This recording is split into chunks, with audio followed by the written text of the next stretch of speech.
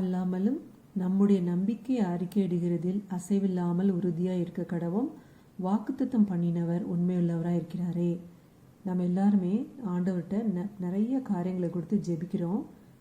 நம்ம அப்படி ஜெபிக்கும்போது ஆண்டவர் நம்முடைய பிரச்சனைக்கு தக்கன வார்த்தைகளை நமக்கு கொடுப்பாரு. நம்ம என்ன செய்யணும், அந்த வார்த்தைகளை ஒவ்வொரு நாளும் ஜெபிக்கும்போது அந்த வார்த்தைகளை சொல்லி சொல்லி ஆண்டவர்கிட்ட ஜெபிக்கணும்.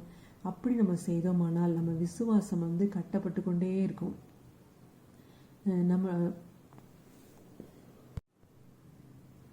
நம்முடைய பிரச்சனைகள் எல்லாவற்றிற்கும் ஒரு சொல்யூஷனை ஆண்டவர் ஒரு கரெக்ட் டைமில் வச்சுருப்பாரு. நம்ம எதிர்பார்த்துருக்கிற ஆசீர்வாதங்களை ஒரு கரெக்ட் டைமில் ஆண்டவர் நம்ம கொடுக்கறதுக்கு பிளான் பண்ணியிருப்பாரு. ஸோ நம்ம அந்த நேரங்களில் சில நேரங்களில் தாமதமாகும். ஸோ நம்ம என்ன பண்ணுவோம், நெகட்டிவாக சிலர் பேசிடுவாங்க. அந்த மாதிரி பேசக்கூடாது.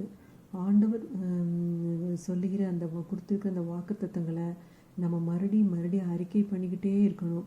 அறிக்கை பண்ணும்போது நம்மளோட விசுவாசம் வளர்ந்து ரொம்ப ஸ்ட்ராங் ஆகும். ஸோ அதே நேரம் நம்முடைய விசுவாசத்தை கண்டு நம்ம தேவனாய கர்த்தர் நம்ம எதிர்பார்த்திருக்கிற நன்மைகளை நம்முடைய கரத்தில் கிடைக்கும்படி செய்வார். பாருங்கள், ஆபிரகாம் ஈசாக்குக்காக 25 வருடம் காத்திருந்தார். யோசேப்பு எகிப்தில் 14 வருடங்கள் சிறையில் இருந்தார். தாவீது அபிஷேகம் பண்ணப்பட்ட உடனே அவர் ராஜாவாகலை. எத்தனையோ நாட்கள் சவுலுக்கு பயந்து வனாந்தரத்துலேயும் காடுகளிலையும் மலைகளையும் ஓடி ஒளிந்து கொண்டே தான் இருந்தார். ஸோ ஆனால் அவங்க எல்லாரும் ஒன்று தான், ஆண்டவர் மேலே இருந்த விசுவாசத்தை அவங்க விடவே இல்லை.